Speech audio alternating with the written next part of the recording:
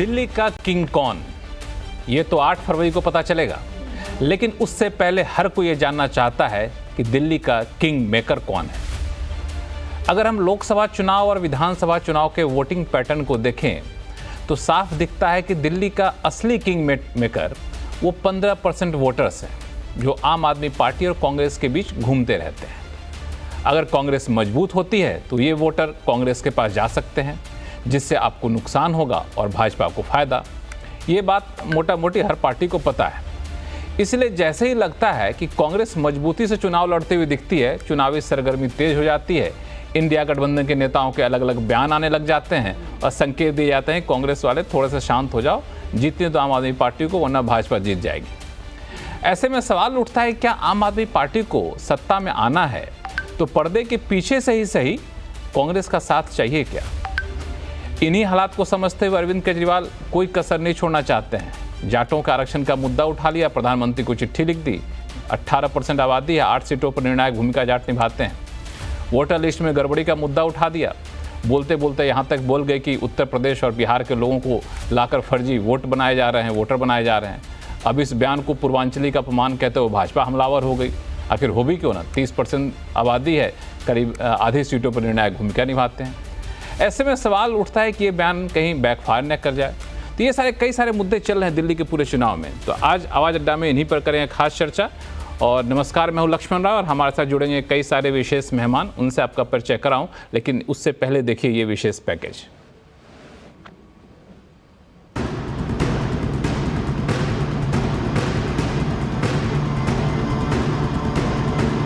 ऊपर से लगता है कि दिल्ली में आम आदमी पार्टी, बीजेपी और कांग्रेस के बीच मुकाबला त्रिकोणीय है, लेकिन आप और कांग्रेस के बीच चल रही लुका छिपी कंफ्यूजन पैदा कर रही है। पहले तो इंडिया गठबंधन का हिस्सा होते हुए भी दोनों पार्टियां दिल्ली में अलग अलग लड़ रही हैं।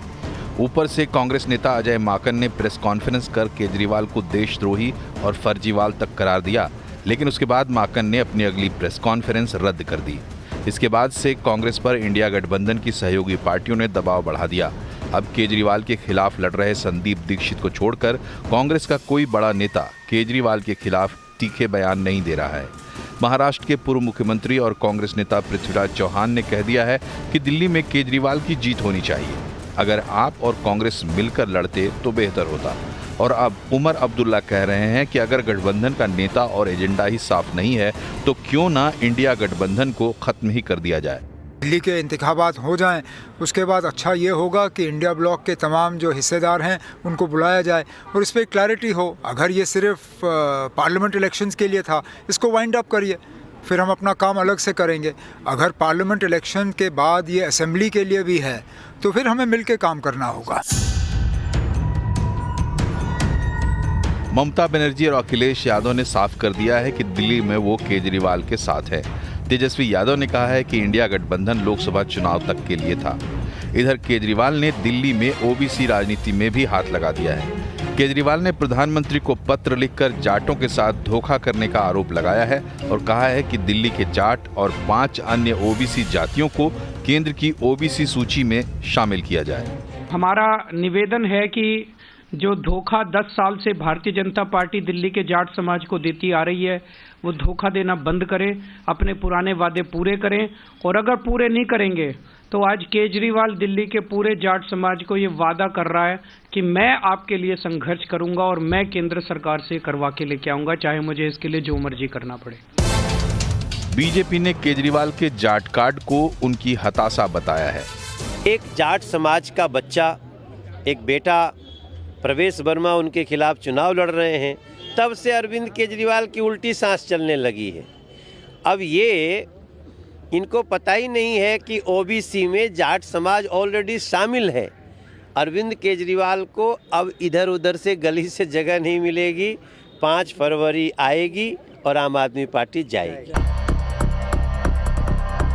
सवाल है कि क्या अरविंद केजरीवाल प्रवेश वर्मा से अपनी सीट बचाने के लिए जाट कार्ड खेल रहे हैं? लेकिन इससे बड़ा सवाल यह है कि क्या केजरीवाल को दिल्ली में कांग्रेस के साथ की जरूरत है? सवाल यह भी है कि इंडिया गठबंधन का भविष्य क्या है और दिल्ली चुनाव के बाद क्या कांग्रेस अलग थलग पड़ जाएगी या कांग्रेस दिल्ली की किंग मेकर बनकर उभरेगी?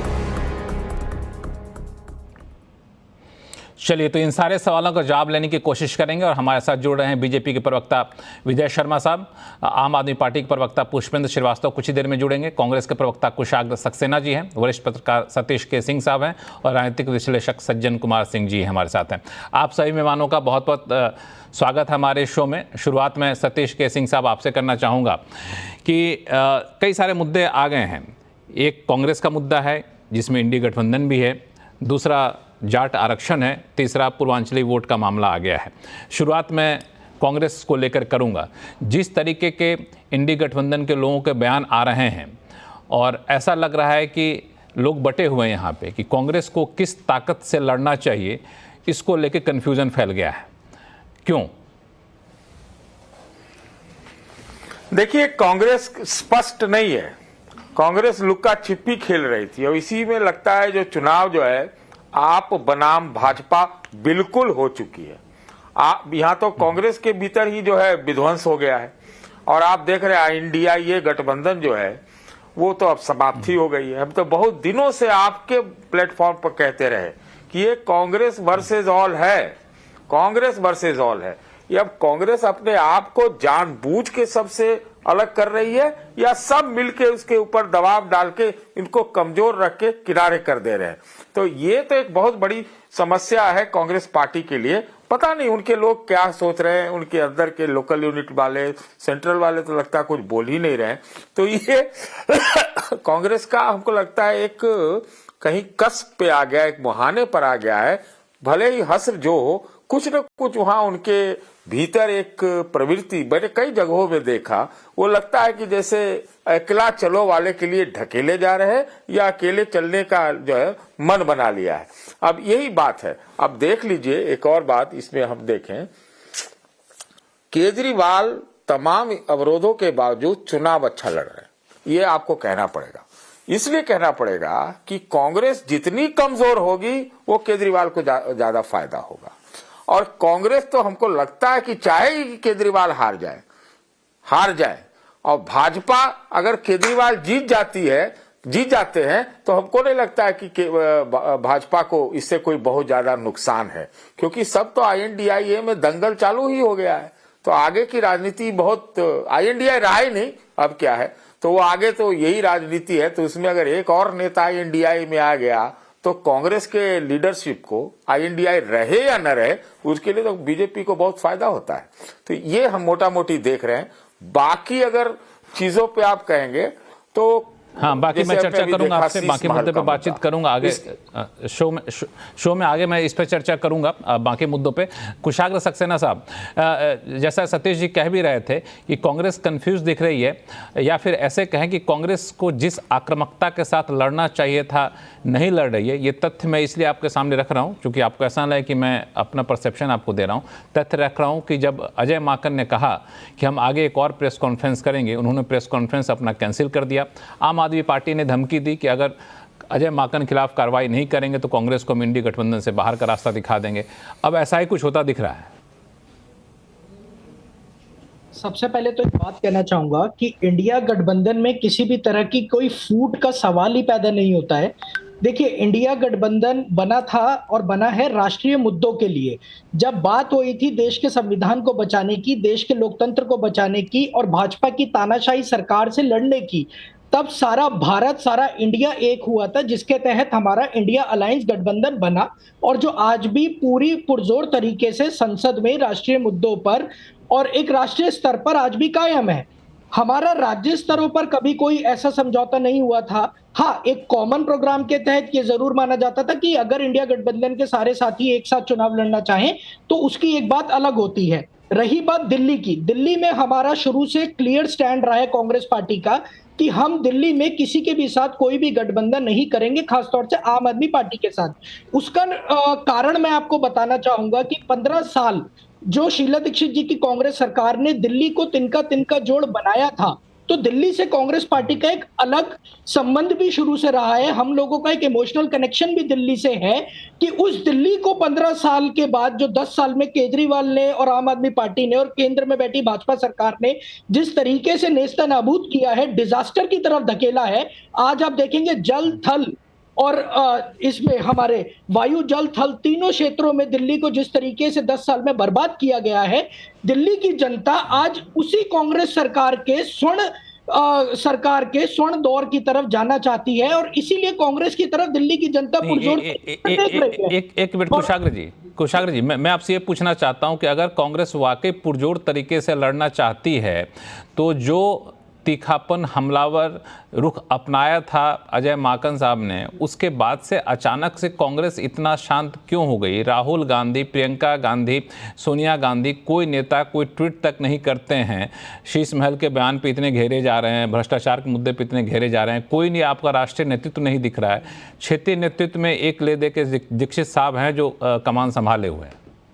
जी देखिए, मैं अजय माकन जी मैसेज जाता है मैं अजय माकन जी के बयान पे लक्ष्मण जी एक बात कहना चाहूंगा कि अगर आप उस प्रेस कॉन्फ्रेंस को 30 से 40 सेकंड थोड़ा पीछे करके देखेंगे तो आपको वहां पे क्लियरली स्पष्ट हो जाएगा। उन्होंने कहा था ये मेरा पर्सनल ओपिनियन है, अगर आप मुझसे मेरा पर्सनल ओपिनियन मांगेंगे तो मेरे हिसाब से केजरीवाल एक देशद्रोही है, ऐसी बात उन्होंने क्लियरली कही थी अगर आप देखेंगे तो।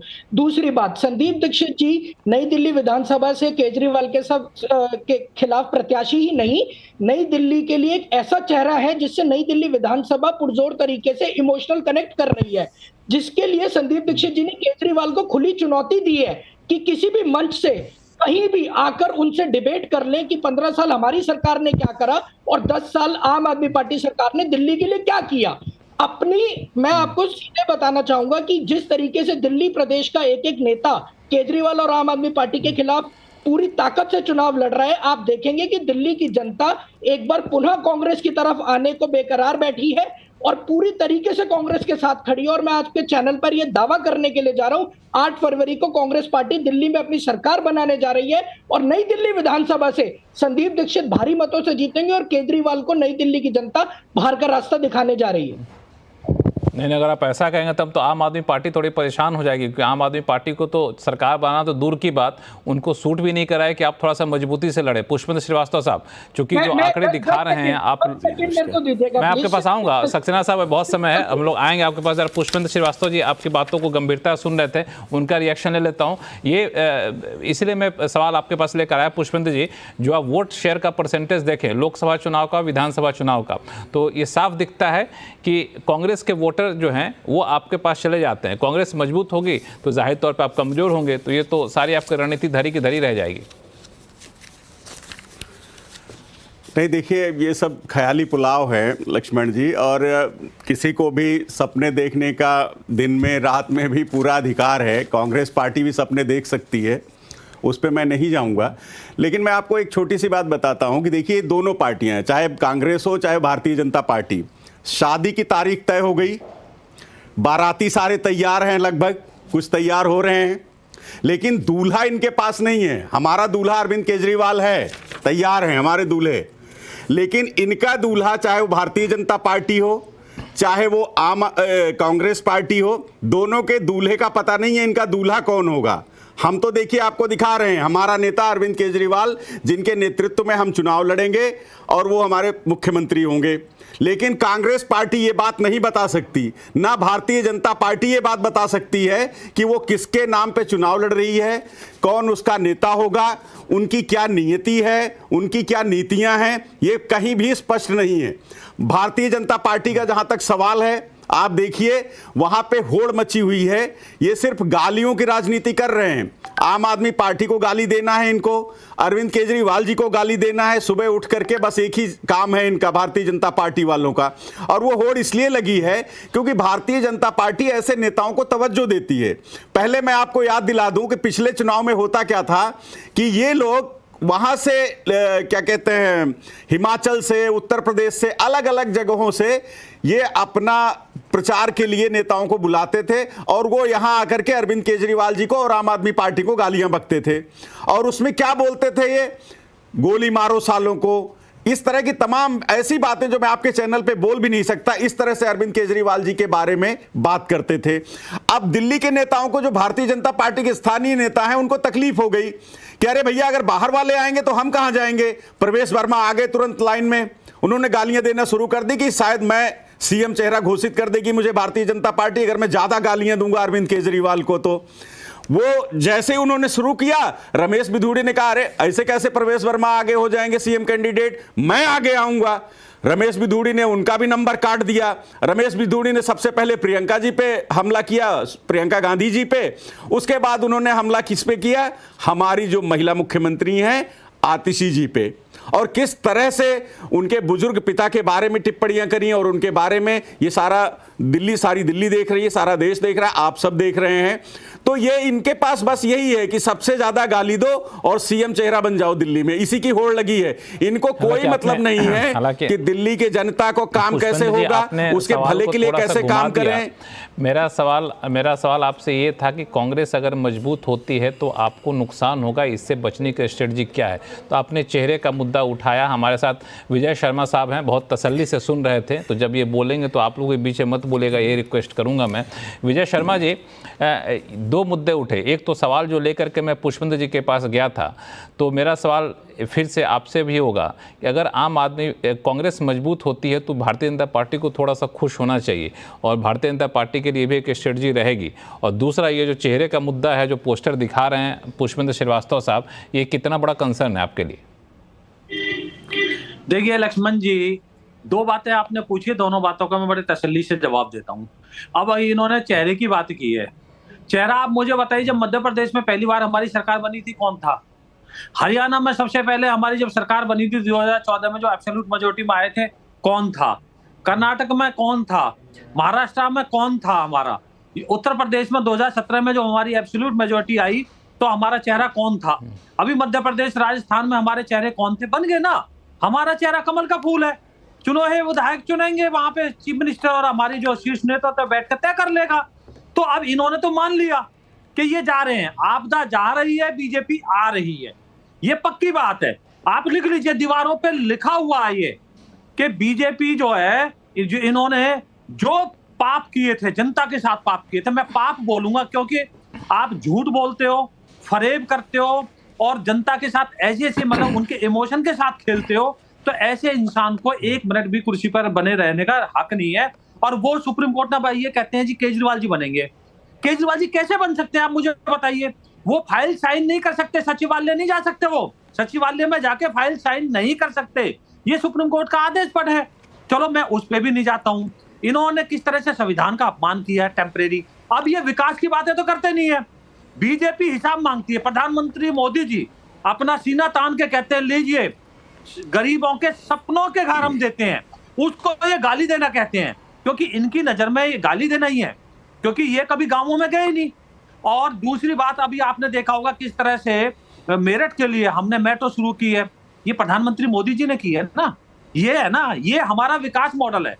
अब आप मुझे बताइए लक्ष्मण जी, इन्होंने जाटों का मुद्दा बनाया, इस बारे में बताइए आपका नेता कौन बता होगा? दिया, कमल का फूल है हमारा। नीति क्या है? हमारा कमल का फूल है, हमारा ये चोर आदमी नहीं हो सकता भैया। चोर ठीक है, जाट के मुद्दे पर मैं आगे चलकर आऊंगा। विजय शर्मा जी, जाट के मुद्दे पे मैं आऊंगा आगे चलकर। एक मिनट जरा, हमारे साथ सज्जन जी काफी देर से जुड़े हुए हैं, उनका एक कमेंट लेता हूं, ओपनिंग कमेंट, फिर आप लोगों के पास आऊंगा। सो में भी बहुत समय। सज्जन जी, ये तो आम आदमी पार्टी जो पोस्टर दिखा रही है कि चेहरा बीजेपी के पास नहीं है, यही उनकी सबसे बड़ी कमजोरी है, ये कितना बड़ा रोल निभाने वाला है? क्योंकि विजय शर्मा जी ने कई तथ्यों के आधार पर कह दिया कई राज्यों में चेहरे नहीं थे, फिर भी भारतीय जनता पार्टी चुनाव वहां पर जीती। और इस पूरे चुनावी रणनीति में जो हम लोग चर्चा अभी कुछ देर पहले कर भी रहे थे, कांग्रेस कितना महत्वपूर्ण रोल निभाएगी? देखिए लक्ष्मण जी, चेहरे की जहां तक बात है वो एक मुद्दा होता है। निश्चित तौर पे आप देखें कि साहिब सिंह वर्मा थे, उसके बाद चुनाव से पहले 1998 में सुषमा स्वराज जी को बनाया गया, हालांकि उसमें शीला दीक्षित जी आई। उसके बाद माना जा रहा था कि हर्षवर्धन जी हैं, किरण बेदी जी भी 2015 में थी।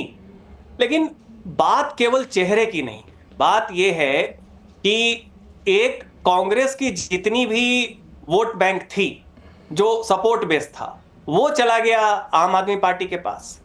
बीजेपी का जो सपोर्ट बेस है मिडिल क्लास, वो इस बार दिख रहा है, चेहरा हो या ना हो, मिडिल क्लास के बीच में आम आदमी पार्टी को लेके, उसकी सरकार को लेके एक नाराजगी है। क्योंकि जितने भी इंफ्रास्ट्रक्चर की बात हो, सिविक इश्यूज की बात हो, सड़कों की बात हो, आप देखिए कि काफी उस पर काम नहीं हुआ है और नाराजगी है।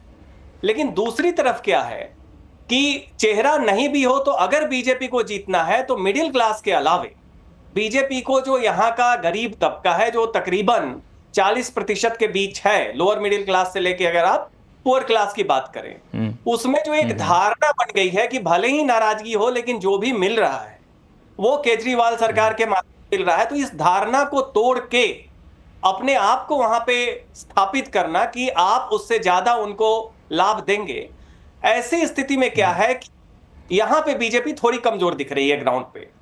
अब चूंकि ये वोट कांग्रेस का रहा है तो कांग्रेस को जो लड़ाई लड़नी है उसमें उसे मिडिल क्लास से ज्यादा इस जो गरीब तबका है उसको टारगेट करना होगा, मुस्लिम समाज है उसका कुछ स्प्लिट होना होगा। अब जहां तक दिख रहा है चाहे अजय माकन हो या संदीप दीक्षित हो, ये तो मिडिल क्लास वोटर को ही अपील करेंगे। तो जहां पे जो लाभ होना चाहिए, एंटी इनकम्बेंसी अपने आप में सरकार बदलने के लिए काफी नहीं होता है, उसके लिए जो विकल्प, उस विकल्प का बहुत ही विश्वसनीय होना, उसका जिस तबके पे जितना, तो केवल मोदी अपने इमेज से कोशिश कर रहे हैं लेवरेज करें, लेकिन दिल्ली, और ये बात विजय जी भी इस पे विचार करेंगे, दिल्ली की जो बीजेपी की नेतृत्व है उसको जितना सक्रिय रहना चाहिए था, जितना अपेक्षित था, कम से कम हमें वो दिखा नहीं, या अपेक्षा दिखनी चाहिए थी। कारण से हमें लगता है कि देखिए चेहरा एकमात्र कारण है, और बड़ा कारण ये है कि केजरीवाल सरकार एंटी को न्यूट्रलाइज करने के लिए हाइपर एक्टिव है। बीजेपी की तरफ से वो प्रधानमंत्री की तरफ से ये प्रयास दिख रहा है, जिस यूनिट को 6 महीने से काफी ये दिखना चाहिए था, कम से कम हमें जितना अपेक्षित होना चाहिए था वो दिखा नहीं। तो चेहरा बहुत कारणों में एक जी बिल्कुल। विजय शर्मा साहब, जो स्थानीय यूनिट को जितना प्रभावित होना चाहिए था उतना प्रभावित दिख नहीं रहा है। देखिए लक्ष्मण जी, ऐसा नहीं है। हमारे सचदेवा जी, उनके नेतृत्व में जो वहां का यूनिट है, लोकल यूनिट है, पूरे जोर शोर से लगा हुआ है।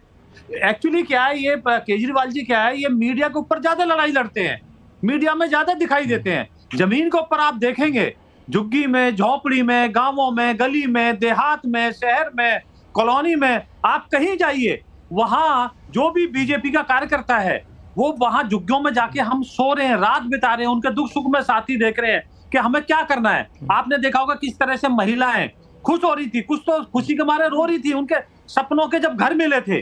तो ये सपने साकार करने जैसा है। और जो केजरीवाल जी है ना, उनकी विश्वसनीयता खो चुके हैं वो, क्योंकि आपने देखा होगा किस तरह से 1000 रुपए की घोषणा की थी उन्होंने महिलाओं के लिए, वो आज तक नहीं दिया। किस तरह से सड़क की बात की थी, जमुना की बात की थी, ठीक है, समझ गया, हॉस्पिटल की बात की थी। शर्मा साहब जी, हाँ, सतीश जी, ये जो एंटी बीजेपी वोटर है, जो मतलब बीजेपी के पास नहीं जाएगा, बात का भूल गया था, एक 5 सेकंड का, आपने कहा था कि आपके खुश होने की बात है, वोटों का बंटवारा।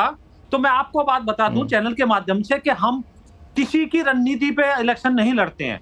ये भारतीय जनता पार्टी है, छोटा इलेक्शन हो बड़ा इलेक्शन हो, हम शिद्दत के साथ लड़ते हैं, जनता की सेवा करते हैं, जनता के साथ 24 घंटे रहते हैं और काम के आधार पर वोट मांगते हैं। अभी आपने देखा केजरीवाल जी और इनकी टीम लेके पोस्टर बैठे हैं, इन्होंने काम नहीं गिनवाए एक भी। आप मुझे बताइए, मैं चुनौती देता हूं, जो जो घोषणा की है केजरीवाल जी ने, वो पलटू राम बन गए हैं। सारी घोषणा, मैं काम गिनवा देता हूं इनको, सारी चीजें, मुझे मौका दीजिए, मैं सारे काम बता देता हूं। काम गिनवाने के लिए आ गए हैं। एक मिनट सत्य जी, काम विजय शर्मा जी काम गिनवा रहे हैं। मुझे टाइम दीजिए लक्ष्मण जी, मैं सारे काम गिनवा देता हूं। पुष्पेंद्र जी, आप पोस्टर नीचे कर लीजिए, बहुत स्मार्ट आप हैं, आपका चेहरा दिखना चाहिए चैनल पे। पुष्पेंद्र जी की नौकरी चली जाएगी, उनको केजरीवाल जी का आदेश हुआ है कि लेके खड़े रहना है। आप क्यों उनको नहीं, हमारी कोई नौकरी नहीं जाएगी। विजय जी, ये दिल्ली की जनता का आदेश है, दिल्ली की जनता का आदेश है भैया। अरे भैया सुनिए, ये दिल्ली की जनता का आदेश है कि भारतीय जनता पार्टी से पूछें, हम विजय शर्मा जी से पूछें कि वो बताएं कि उनका नेता क्या है, उनकी नीतियां क्या है दिल्ली के लिए, और उनके क्या नियति है आगे काम करने की। हमने काम किया, आपने मकानों की चाबी। अरे भैया आप सुनिए, आपने भारत बंद, अब सुनिए, मैं आपको बताऊं, सुनिए सर, सुनिए, अब विजय जी मेरी बात भी सुन लीजिए ना। अब सर ऐसे तो बात नहीं हो पाएगी ना, आप सुन लीजिए। देखिए मैं आपको बताऊं कि हम, विजय जी ने कहा कि हमने कोई काम नहीं किया। विजय जी को मैं बताऊं कि हमारी पार्टी ने जितना वादा किया था उससे कहीं ज्यादा काम किया। वही काम नहीं कर पाए जहां आपके एलजी ने अड़ंगा लगाया या आप लोगों ने अड़ंगा लगाया। हमने कोई कसर नहीं छोड़ी काम करने में। अब मैं गिनवा देता हूं। हमने वादा किया था कि हम दिल्ली की जनता को बिजली फ्री देंगे, दे रहे हैं। हमने वादा किया था हम दिल्ली की जनता को पानी फ्री देंगे, हम दे रहे हैं। हमने वादा किया था कि हम दिल्ली की महिलाओं को बस में यात्रा फ्री करेंगे, हम करवा रहे हैं। हमने वादा किया था कि हम बुजुर्गों को तीर्थ यात्रा करवाएंगे, हम करवा रहे हैं। हमने वादा किया था कि हम अच्छे स्कूल बनाएंगे, अच्छे अस्पताल बनाएंगे, हमने अच्छे स्कूल बनाए, हमने अच्छे अस्पताल बनाए। अगर आप कहें तो मैं आपको पढ़ के बता देता हूं ये हमारे अस्पताल जो हमने बनाए हैं। अगर आप हमको कहें तो मैं आपको दिखा देता हूं कि हमने स्कूल कितने बनाए हैं। आप सब जाकर के चेक कर सकते हैं। तो हमने जितने वादे किए थे सब हमने डिलीवर किए, इसीलिए जनता हम पे विश्वास करती है। और आपकी तरह नहीं है कि 1993 से 98 तक आपकी सरकार हुई थी दिल्ली में और आप उस दौरान 3 मुख्यमंत्री बदल लेते हैं। पहले मदन लाल खुराना जी होते हैं, फिर खुराना जी को हटा करके साहिब सिंह वर्मा जी को लाते हैं।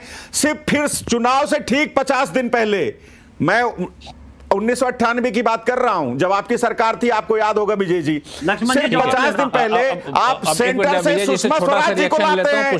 सुनिए सुनिए पुष्पेंद्र जी, सुनिए सर, आप 50 दिन पहले सुषमा स्वराज जी को लाते हैं कुशाग्र जी के पास। सर लक्ष्मण जी बस एक मिनट विजय जी, विजय जी, विजय जी 5 सेकंड में, सिर्फ 5 सेकंड दे दीजिए बस। ठीक है, ठीक है। पुष्पेंद्र जी को 10 सेकंड दिया जाता है, 5 सेकंड नहीं, पुष्पेंद्र जी को 10 सेकंड दिया जाता है। सुनिए विजय जी सुषमा स्वराज को इसीलिए लेके आए थे ना कि उनके चेहरे पे वोट मिल जाएगा। इसीलिए हम आज आपसे सवाल कर रहे हैं कि आप जरा बताइए आपका चेहरा कौन है दिल्ली में। हमारा चेहरा देखिए, हमारा गारंटी मैन अरविंद केजरीवाल, देश का नेता, दिल्ली का बेटा, विजय शर्मा जी, बुजुर्गों का बेटा, जवाब फिर हमारा नेता सामने आपके। आप अपना नेता बताइए कौन है दिल्ली में, आपका दूल्हा कौन है, आप बताइए। पुष्पेंद्र जी 1 मिनट शांत हो जाइए। विजय शर्मा जी जी देखिए, अब आपको पर्याप्त समय देना होगा, मैं इनकी बात का जवाब देता हूं। इन्होंने कहा हम बिजली माफ दे रहे हैं। अब मैं कहे तो मैं केजरीवाल जी का वीडियो दिखा देता हूं। वो कहते हैं कि गलत बिल आ रहे हैं, बिल मत भरना। ये मान लिया इन्होंने टीवी के ऊपर। ये कहते हैं पानी हमने दिया फ्री, गंदा पानी दे रहे हैं। ये केजरीवाल जी का मैं वीडियो सुनवाता हूं। जमुना गंदी है, अब अस्पताल का ये नाम बताइए। एक मिनट रुकिए, ये सुनिए, ये केजरीवाल जी झूठ बोल रहे हैं। सुनिए, बिल्कुल सुनिए, हॉस्पिटल का नाम सुन लीजिए, हॉस्पिटल का नाम सुन लीजिए। मैं आपको दिखा दे रहा हूं और आप कहें तो मैं पढ़ के बता देता हूं। ये हॉस्पिटल के नाम आपने पूछा है ना, आप सुन लीजिए हॉस्पिटल का नाम। जो कंप्लीटेड हॉस्पिटल है, बुराड़ी हॉस्पिटल है, अंबेडकर नगर हॉस्पिटल है, सुन लीजिए। ब्लॉक का हमने ओपीडी बनाया, इंदिरा गांधी। एक मिनट रुक जाइए, हॉस्पिटल विजय जी बात कर रहे हैं तो आप बोलेंगे। देख लीजिए, आप कह रहे हैं ना हॉस्पिटल नहीं बनाया। एक दूसरे के बीच में बोलेंगे तो हमारे दर्शकों को कुछ पता नहीं चल पाएगा, फिर मतलब नहीं रहता बहस का। विजय शर्मा साहब, आप अपनी बात करिए। वीडियो सुनाना बहुत सही तरीके से जाता नहीं चैनल पे, तो आप मुझे अपनी बात कह दीजिए 30 सेकंड में, फिर मैं बाकी वक्ताओं के पास जाऊं। विजय शर्मा साहब 30 सेकंड। ये वीडियो जाएगा और पुष्पेंद्र जी जरा शांति से सुन लें। ये देखिए, मैंने पिछले चुनाव में 3 वादे किए थे। मैंने कहा था मैं यमुना साफ करूंगा, मैंने कहा था हर घर में टूटी से साफ पानी आएगा, आप ओक लगा के पानी पी लेना, सीधे टूटी से 24 घंटे साफ पानी आएगा। और तीसरा मैंने कहा था कि दिल्ली की सड़कों को हम बिल्कुल यूरोपियन अंदाज में शानदार सड़कें बना देंगे। मैं ये तीनों काम नहीं कर पाया इन 5 साल के अंदर। अब बताइए कौन झूठ बोल रहा है? एक बात। दूसरा, अरे पूरा वीडियो सुनिए, ऐसे कटिंग करके मत बता। ये भारतीय जनता पार्टी की चाल मत चलिए, ये झूठा नहीं। पूरा वीडियो दिखाइए, अगर आपके अंदर हिम्मत है तो पूरा वीडियो ऑन करिए ना, पूरा वीडियो ऑन करिए। अरे लक्ष्मण जी, मैं कह रहा हूं आपको चुनौती दे रहा हूं, आप इसी वीडियो पे कंटिन्यू दिखाइए ना, आप दिखाइए कंटिन्यू। जो असंतोष एंटी इनकम्बेंसी की बात की जा रही है, आम आदमी पार्टी की जिन विफलताओं की बात विजय शर्मा साहब कर रहे हैं, और जो वोटर निचला तबका है जो चाहता है कि वोट दे हम एक विकल्प को, उस विकल्प के तौर पर उभरने में कांग्रेस कितना कामयाब दिख रही है। अरे भैया, मैं कुछ नहीं दिखा रहा, मैं कह रहा हूं आप इस वीडियो को कर दीजिए। आपकी दोनों लोगों को शांत कर दीजिए, कुशाग्र जी को बोलने दीजिए। लक्ष्मण जी, जिस तरीके से ये आम आदमी पार्टी और बीजेपी वाले एक दूसरे की कलई खोल रहे हैं ना, इससे पता लगता है कि ये दोनों एक दूसरे पर कीचड़ उछाल के ये साबित कर चुके हैं कि ये दोनों आपस में कितने भ्रष्ट हैं। और इसी नूरा कुश्ती में 10 साल से दिल्ली का एक एक व्यक्ति दिल्ली जूझ रही है और दिल्ली अपनी बेसिक सुविधाओं से भी वंचित है। अब रही बात, आपने बात करी कौन सा वर्ग और किस वर्ग को कांग्रेस मजबूत कर रही है, कौन सा वर्ग मजबूती से देख रहा है। हम आपको यह बात कहना चाहते हैं कि प्रत्येक वर्ग, हर जाति धर्म इस टाइम कांग्रेस की तरफ अच्छी नजरों से देख रहा है और चाहता है कि कांग्रेस दोबारा सत्ता में आके अपने 15 साल का स्वर्ण काल दोबारा दिल्ली वालों को दे, क्योंकि यही एक रीजन रह गए इन दोनों की लड़ाई। और इन दोनों की जो नूरा कुश्ती के बीच दिल्ली पिस रही है ना, ये दोनों आम आदमी और बीजेपी वाले दिल्ली के लिए किसी भी तरीके से कंसर्न नहीं दिखते हैं। जब देखो आप गलत, जब देखो भाजपा दिल्ली में कांग्रेस का चेहरा कौन है, बताइए ना। पुष्पेंद्र कुशाग्र जी, आप मुझे बताइए दिल्ली में कांग्रेस का चेहरा कौन होगा? एक छोटा सा सवाल है, बताइए। एक मिनट पुष्पेंद्र जी, कुशाग्र जी को अपनी बात रखने दीजिए। हमारे चैनल पे इस तरह से बीच में टोका टोकी वाला डिबेट नहीं होता है। हम लोग तसल्ली से अपनी बात रखने के मौका देते हैं और जब एक बोले तो दूसरे लोग ना बोले, ताकि हमारे इस डिबेट की मर्यादा बनी रहे। कुशाग्र जी, आप अपनी बात रखिए। जी, मैं एक बात कहना चाहूंगा। पुष्पेंद्र जी हमारे बड़े भाई हैं और पूर्व कांग्रेसी हैं, तो मैं उनको एक बात कहना चाहूंगा कि शीश महल के राजा, शराब घोटाले में आरोपी केजरीवाल का अगर ये चेहरा लेके चल रहे हैं तो दिल्ली पूरी तरीके से तैयार है आम आदमी पार्टी को खदेड़ने के लिए। दिल्ली ने एक डेफिनेशन तैयार करी है, 10 साल का पाप, भाजपा और आप। अब इस पाप को दिल्ली से साफ करने का समय आ चुका है। और जिसकी केजरीवाल की बात कर रहे हैं, क्या केजरीवाल मुख्यमंत्री बन पाएंगे? कोर्ट का जजमेंट पढ़ लीजिए, क्या वो कोई फाइल साइन करने के लिए एलिजिबल है? हाँ, ये एक सवाल है, ये एक सवाल पुष्पेंद्र जी उठता है, जो कुशाग्र जी ने जो सवाल उठाया है, और ये सवाल विजय शर्मा साहब कह रहे थे, लेकिन ये सवाल पॉलिटिकल नहीं है, ये सवाल थोड़ा सा टेक्निकल भी है कि सुप्रीम कोर्ट ने जिस तरीके के बंदिशें लगाई हैं, उसके बाद आप जिस चेहरे पे चुनाव लड़ रहे हैं, क्या वाकई अरविंद केजरीवाल मुख्यमंत्री पद की कुर्सी संभाल सकते हैं? संभालते तो फिर बहुत सारी चीजों पे उन पर बंदिशें लगी हुई है। इस टेक्निकल सवाल का थोड़ा सा सही जवाब दिए, तथ्यपरक जवाब दीजिएगा पुष्पेंद्र जी, फिर मैं सतीश जी के पास जाऊंगा। एक चीज मैं ऐड करना चाहूंगा। एक मिनट कुशाग्र जी, आपके पास आऊंगा, अभी आऊंगा आपके पास। पुष्पेंद्र जी 5 सेकंड, या फिर 5 सेकंड बोलने दीजिए। टेम्पररी सीएम चरण वंदना करके कंटिन्यू करेंगी, या फिर और कोई चरण चुंबक या चरण वंदना केजरीवाल की करते हुए चरण पादुका? ठीक है, अब आप अपनी बात को ही विराम दीजिए। पुष्पेंद्र जी, इस सवाल का जवाब दे दीजिए। ये सवाल बहुत ही वैलिड है कि सुप्रीम कोर्ट की पाबंदी के बाद अरविंद केजरीवाल के लिए मुख्यमंत्री की कुर्सी संभालना कितना संभव है? देखिए, मुख्यमंत्री अरविंद केजरीवाल जी हमारा चेहरा होंगे, मुख्यमंत्री का हमारा चेहरा है, हमने आपको पहले ही बता दिया।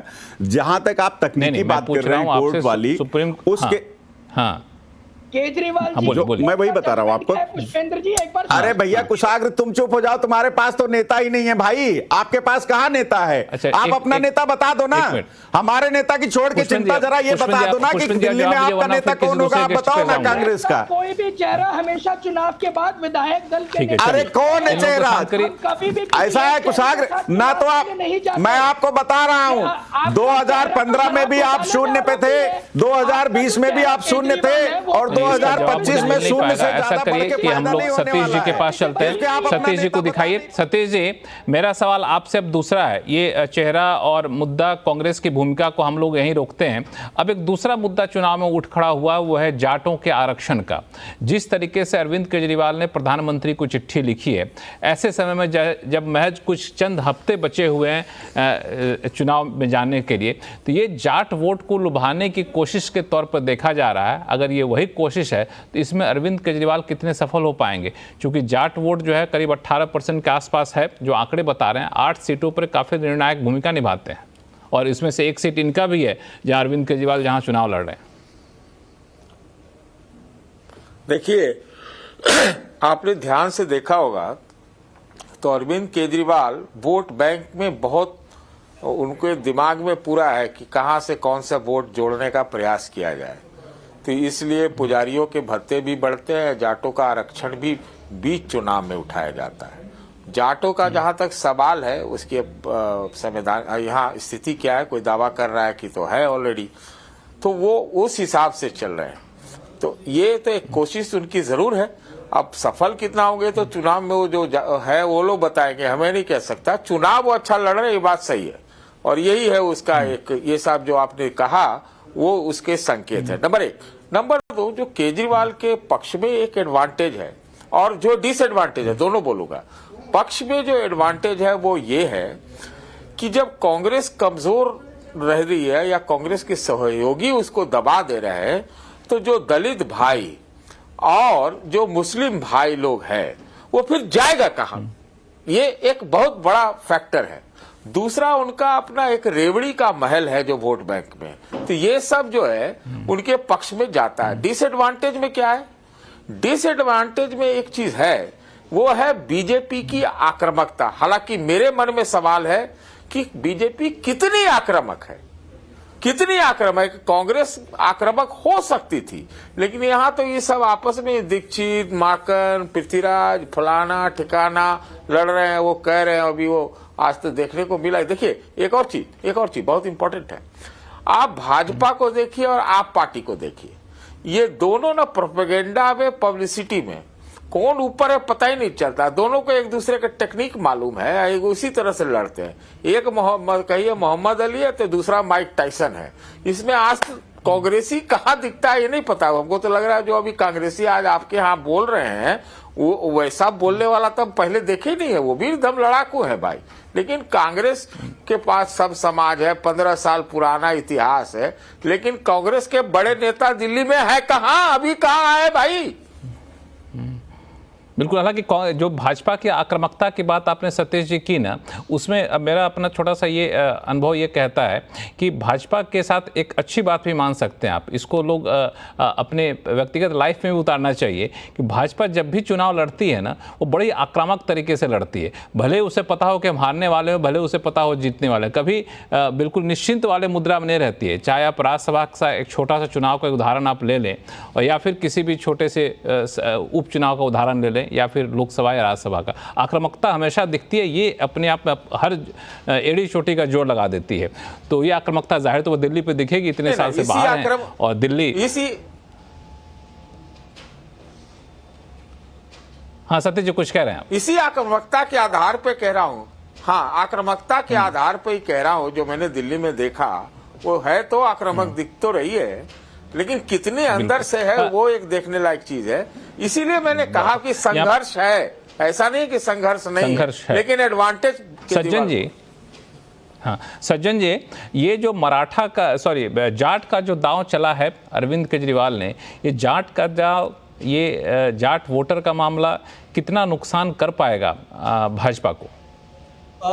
लक्ष्मण जी, हमें नहीं लगता है कि जाट वोटर में बहुत ज्यादा आम आदमी पार्टी को सफलता मिलेगी, मतलब जो है उससे ज्यादा। कारण इसका यह है कि देखिए, साहिब सिंह वर्मा के बेटे हैं परेश वर्मा, कम से कम जाट समाज में उनकी जो छवि है या जो पकड़ है, उस स्तर का नेता अभी के तारीख में आम आदमी पार्टी के पास जाट समाज में नहीं है। क्योंकि आम आदमी पार्टी भले ही मिडिल क्लास से निकली हुई मूवमेंट वाली पार्टी थी, लेकिन आज के डेट में उसका जो स्ट्रेंथ है वो बेसिकली गरीब या जो लोअर मिडिल क्लास मतदाता है उसमें है। तो जाट समाज बहुत प्रभावित नहीं होगा। दूसरा ये है, आरक्षण का मुद्दा तो पता नहीं कैसे एक पार्टी कैसे ऐसे गलती कर सकती है। ये तो अटल जी के टाइम में एक हरियाणा को छोड़ के और राजस्थान में 2 जिलों को छोड़, पश्चिमी उत्तर प्रदेश, दिल्ली और पूरे राजस्थान में जाटों को ओबीसी का वो मिल चुका है। तो ये तो पहले से वो है, इसलिए वो भी काम नहीं करेगा। तीसरी बात यह है कि परेश वर्मा जो है, कम से कम भले ही बीजेपी मेरे नजरिए में थोड़ी कमजोर है स्थानीय नेतृत्व, लेकिन परेश वर्मा जो है काफी सक्रिय रहे हैं। तो उस कारण से जाट और गुर्जर समाज, इनके बीच में इनको बहुत सफलता नहीं मिलेगी। इनको सफलता कहां मिल रही है कि अपना जो झुग्गी झोपड़ी वाली है, लोअर मिडिल क्लास वाली है, मुस्लिम मतदाता जो किसी भी सूरत में नहीं चाहता है कि बीजेपी जीते, और बाकी तमाम जो गरीब हैं और कुछ जो महिलाएं जो आर्थिक रूप से कमजोर हैं, उनके बीच में है। तो जहां तक जाट समाज की बात, मुझे नहीं लगता है कि उसमें इन्हें कोई होगा। मुझे उल्टा ये लग रहा है कि इस बार मध्यम वर्ग और जो यहाँ की स्थानीय समाज, चाहे वो जाट समाज हो या गुर्जर समाज हो, उसमें बीजेपी की वोट बढ़ेगी। लेकिन जो पिछली बार 2020 के विधानसभा चुनाव में लगभग 14 से 15% का जो फासला था बीजेपी और आम आदमी पार्टी में, अब वो क्या होगा, लेकिन जरूर पता है कि इस बार वो फासला घटेगा वोट परसेंटेज में। एक चीज और भी फर्क है कि 2015 और 20 में जब हम लोगों ने ग्राउंड पे देखा, तो केजरीवाल के ऊपर कोई भी व्यक्तिगत तौर पे उनके ऊपर कोई भ्रष्टाचार के आरोप नहीं थे। जो कि इस बार वो स्थिति नहीं है। इस बार व्यक्तिगत तौर पे भी उनपे करप्शन के आरोप है। तो 15 और 20 में उत्साह के साथ एक बड़े वर्ग ने दिया कि भाई पार्टी ये दे रहे हैं, इस बार वोट मिले भी वो उत्साह नजर नहीं आ रहा है आम आदमी पार्टी के लिए। लेकिन इसमें क्लैरिफिकेशन ये है, उत्साह हो या ना हो इसका ये मतलब नहीं है कि वो एंटी वोट हो जाएगा। इस कारण से कम जाट वाले, गुर्जर समाज वाले इन मुद्दों पे आम आदमी पार्टी होने वाला है। जी बिल्कुल, जाट वाले मुद्दे को लेकर एक बार विजय शर्मा साहब के पास आऊंगा, लेकिन चूंकि हमें एक ब्रेक लेना होगा, ब्रेक के बाद आता हूं विजय शर्मा साहब आपके पास। फिर मैं जाट को लेकर एक सवाल आपसे पूछूंगा कि भाजपा के लिए कितनी बड़ी चुनौती होगी। लौटते हैं छोटे से ब्रेक के बाद, कहीं जाइएगा नहीं।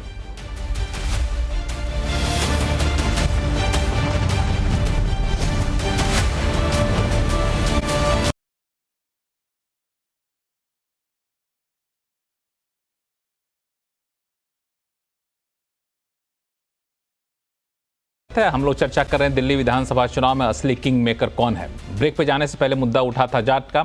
विजय शर्मा साहब, जाट के मुद्दे पर मैं सवाल लेकर आपके पास इसलिए आ रहा हूं क्योंकि अभी तो कह तो रहे थे इन्होंने, सज्जन जी, कि जाट बहुत ज़्यादा वोट देता नहीं आम आदमी पार्टी को, लेकिन पिछला विधानसभा चुनाव देखें तो वहाँ पे 8 में से 5 सीटें, अगर मैं गलत नहीं हूँ तो 8 में से 5 सीटें आम आदमी पार्टी ने जीती थी। वो वही सीटें थी जहाँ पे जाट बाहुल्य क्षेत्र थे, जहां माना जाता था कि 8 सीटें जहां पर जाट ही निर्णायक भूमिका निभाते हैं और जिनको वो चाहते हैं वही जीतता है। उसमें से 5 पिछली बार आम आदमी पार्टी ले गई थी और इस बार चैलेंज है मुझे लगता है केजरीवाल के लिए कि उन सारे वोट को इंटैक्ट रखिए और खुद जहां पे वो खड़े हैं वहां भी आप लोगों ने एक जाट सीएम जाट कैंडिडेट को खड़ा कर दिया है। तो ये आपके लिए सिरदर्द बन सकता है, क्योंकि आरक्षण के मुद्दे पर जाट बड़े ही संवेदनशील होते हैं। देखिए लक्ष्मण जी, इसमें 2 तरह की बातें हैं। एक तो ये होती है कि जाटों का हितैषी कौन है। ये तो जाट विरोधी है। अब क्या आपकी बार आप देखना 8 की 8 सीटें बीजेपी को आएंगी। क्यों आएंगी? 10 साल में केजरीवाल जी ने कभी कोई सार्वजनिक रूप से कहा जाटों को आरक्षण मिलना चाहिए?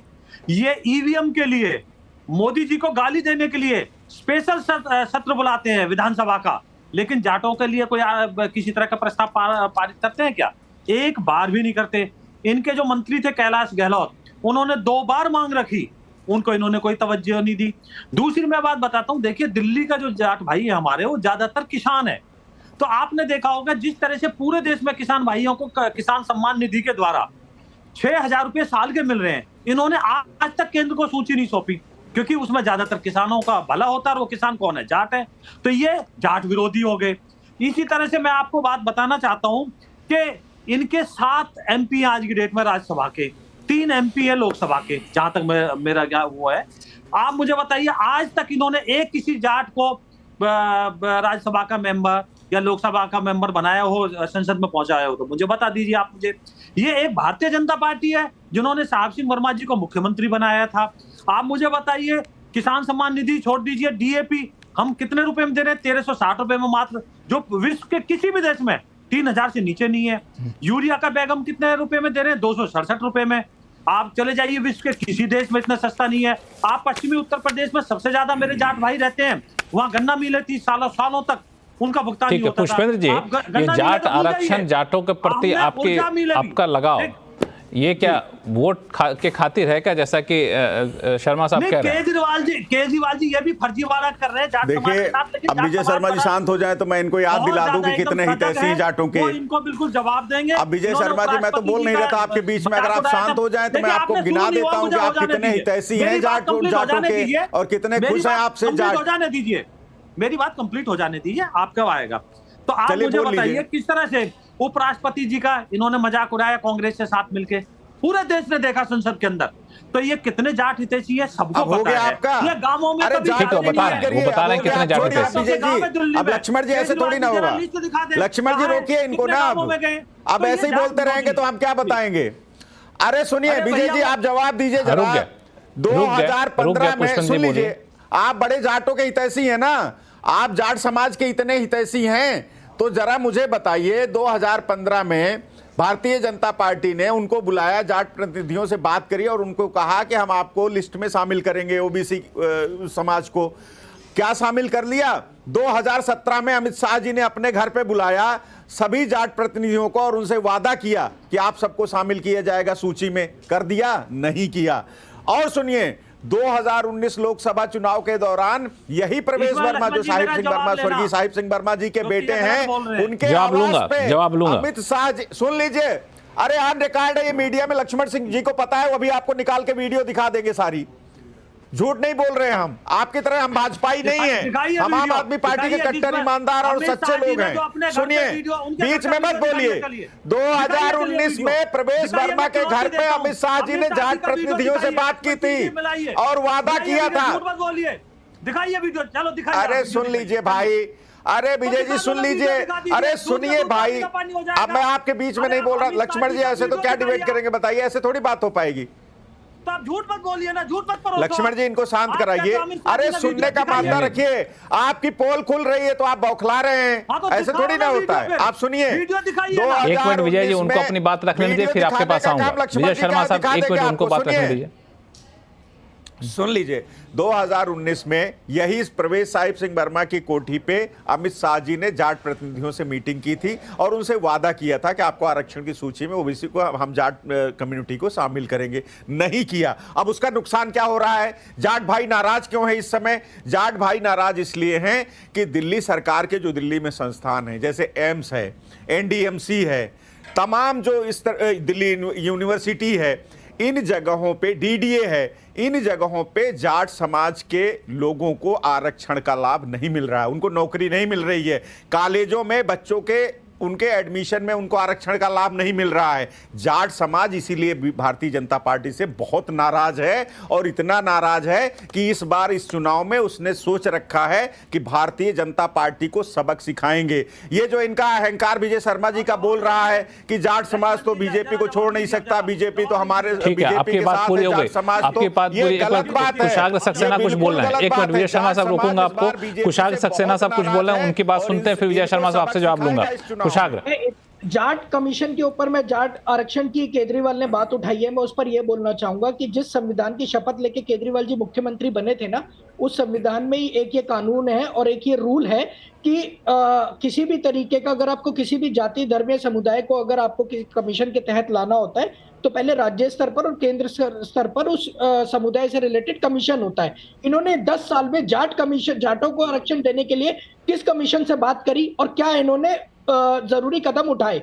दूसरी बात, 2015 में नरेंद्र मोदी जी बुलाते हैं जाटों को बात करने के लिए, आरक्षण की बात करते हैं, चुनाव के समय नहीं मिला आरक्षण। 2019 में चुनाव के समय अमित शाह जी लेकर आते हैं जाटों के आरक्षण की बात, नहीं मिला आरक्षण। अब 2024 में केजरीवाल, जो कि आरएसएस का ही एक नुमाइंदा मैं बोलूंगा है, अब वो 2024 में फिर जाटों के आरक्षण की बात करता है। ये सब 10 साल से सो रहे थे क्या? हमेशा 2019 में इमामों को पैसा देने की बात हुई, 2024 में पुजारियों को, ग्रंथियों को पैसा देने की बात हुई। अगर इन दोनों ने 10 साल में कोई काम किया होता ना, तो जाति और धर्म के, मैं कुशाग्र की सारी बातों का जवाब दे दूंगा। तेरे को 10 सेकंड दीजिए। ये जाति धर्म के आधार पर ये जो बातें कर रहे हैं ना, अगर इन्होंने 10 साल ये काम किया होता तो दिल्ली के बेसिक मुद्दों से ध्यान भटकाने के लिए इन्हें इन सब तंत्रों की और षड्यंत्रों की जरूरत नहीं पड़ती। ठीक है पुष्पेंद्र जी, आप जवाब दीजिएगा दोनों लोगों का, कुशाग्र जी का भी और विजय शर्मा साहब का। तो विजय शर्मा साहब से बात ले लेता हूं, फिर आपके पास आऊंगा, फिर सतीश जी और सज्जन जी हमारे साथ बने हुए हैं। विजय शर्मा साहब अपनी बात, आप क्या कहना चाहते बताइए। कुशाग्र जी एक मिनट, जरा समय कम हो रहा है, समय खत्म हो रहा है। 10 सेकंड मैं विजय शर्मा जी 10 सेकंड चाहूंगा बस। अब ठीक है, बोलिए 10 सेकंड बोलिए। विजय शर्मा जी ने किसानों की बात करी, पूरे देश ने देखा कि किस तरीके से 600 किसान शहीद हो गए किसान आंदोलन के अंदर, 3 काले कानून थोपे गए किसानों के ऊपर, और किस तरीके से किसानों ने आज भी सिंगू बॉर्डर जाके देखिए किसान धरने पर बैठे। ठीक है, आपकी बात को समझ गया विजय शर्मा साहब। विजय शर्मा साहब आप अपनी बात रखिए, फिर मैं जाऊंगा आम आदमी पार्टी के प्रवक्ता के पास, वो आप दोनों लोगों के सवालों का जवाब देंगे। विजय शर्मा साहब देखिए लक्ष्मण जी, मैं तथ्य के आधार पर बात करता हूं। मैंने इनको चुनौती दी, अमित शाह जी का वीडियो दिखाई है, इन्होंने आपको भी कहा था वीडियो पब्लिक डोमेन में नहीं दिखा पाए। एक मैंने किसान सम्मान निधि की बात, लक्ष्मण जी दिखा देंगे आपको। अब अरे भैया आप बीच में मत बोलिए ना, आप मुझे बताइए किसान सम्मान निधि की सूची आज तक क्यों नहीं दी इन्होंने सेंटर को? आप मुझे बताइए। अब मैं आपको बताता हूँ, हमारी सरकार की सुप्रीम कोर्ट का आदेश है जिसमें जाट आरक्षण निरस्त किया था सुप्रीम कोर्ट ने। ये देखिए झूठ बोलते हो आप जानकारी लेकर आते नहीं हो, बैठ जाते हो आप ऐसे ही। ये देखिए ओबीसी का दर्जा जिसको निरस्त कर दिया, तो ये जाट समाज को दिल्ली सरकार, दिल्ली में ओबीसी में जाट समाज को दिल्ली सरकार ने शामिल किया, इसलिए झूठ मत बोलिए। सारे राज्यों हम चाहते हैं कि ये एक पैसे नहीं लेने देती, आज तक कितने सालों से मिल रहा है। अरे क्या बात कर रहे हैं, दिल्ली में पूरे हिंदुस्तान में, सुन लीजिए, पूरे हिंदुस्तान में अगर सबसे ज्यादा कोई मुआवजा देता है तो दिल्ली सरकार देती है 50,000 रुपए प्रति हेक्टेयर। आपको जानकारी ही नहीं है, आपको जानकारी नहीं है सर, बताए ना। और ये आरक्षण की मैंने आपकी पोल खोल दी। विजय जी, आपको जानकारी नहीं है, दिल्ली में हिंदुस्तान के किसी भी राज्य से ज्यादा मुआवजा कंपनसेशन दिल्ली सरकार देती है 50,000 रुपए प्रति हेक्टेयर। आपको शायद जानकारी नहीं है। अब ये हर कोई अपने आप को जाट हितैषी बताने का दावा कर रहे हैं, लेकिन ये तो जब चुनाव के रिजल्ट आएंगे तब पता चलेंगे जाट को क्या लगता है, कौन उनके हितैषी है। एक और मुद्दा, चूंकि शो आखिरी चरण में पहुंच चुका है, एक और मुद्दा जो बहुत जोर शोर से उठा है वह फर्जी वोटों को लेकर के।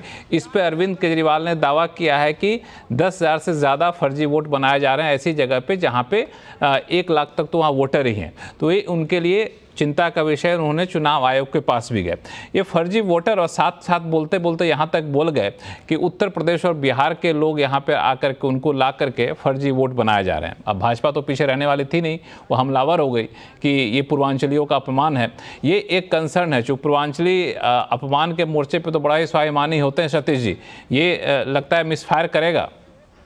इलेक्शन कमीशन में आप भारतीय जनता पार्टी के लोगों को तो कोई हक ही नहीं बोलने का, वो तो भारतीय जनता पार्टी के लोग उत्तर प्रदेश के, देखिए भाई वो बोल रहे हैं ना क्या लोगों को, बिहार के लोगों पुष्पन जी एक मिनट रुक जाइए, सतीश जी को बोलने दीजिए, फिर आपके पास आऊंगा। पुष्पन जी रुक जाइए, सतीश जी बोलते हैं, फिर आपके पास आऊंगा मैं। सतीश जी,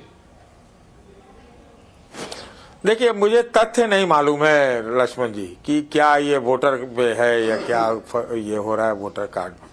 मेरा बस सिर्फ इतना मानना है कि चुनाव आयोग के तहत सारी चीजें हो रही है, तो ये चुनाव आयोग को स्पष्ट करना है, शायद किया भी है। इससे ज्यादा हम क्या बोल सकते हैं। राजनीतिक दल तो अपने तरह से तरह तरह के छल प्रपंच, ये सब सवाल वो सवाल करते ही हैं, इसमें तो उसमें तथ्य रहे या न रहे, लेकिन चुनाव आयोग की छवि को जो है उसको भी एकदम साफ सुथरी होनी चाहिए। मैं नहीं जानता कि इसमें सच्चाई कितनी है, लेकिन आप बोल रहे हैं कि ये असर करेगा नहीं करेगा, ये मुझे पता नहीं कि क्या होगा इसमें, कैसे हम बोल दें कि क्या असर करेगा। अगर केजरीवाल गलत बोल रहे हैं कि ऐसा कुछ नहीं हो रहा है और वो इस तरह की बात कह रहे हैं तो हो सकता है असर करे, और नहीं है तो फिर असर दूसरे साइड से कर सकता है कि भाई आप दिल्ली वालों को ही आप हटा रहे हैं। तो इसमें कौन, हमारे जैसा आदमी क्या कहेगा, वो तो वही दोनों कहेंगे, एक दूसरे पर कहेंगे कि भाई ये हो रहा है, एक कहेगा कि जी बताओ क्या हो रहा है, यही तो है। लेकिन इस तरह के एपिसोड के, इस तरह की रणनीति कितनी कामयाब होती है सज्जन जी।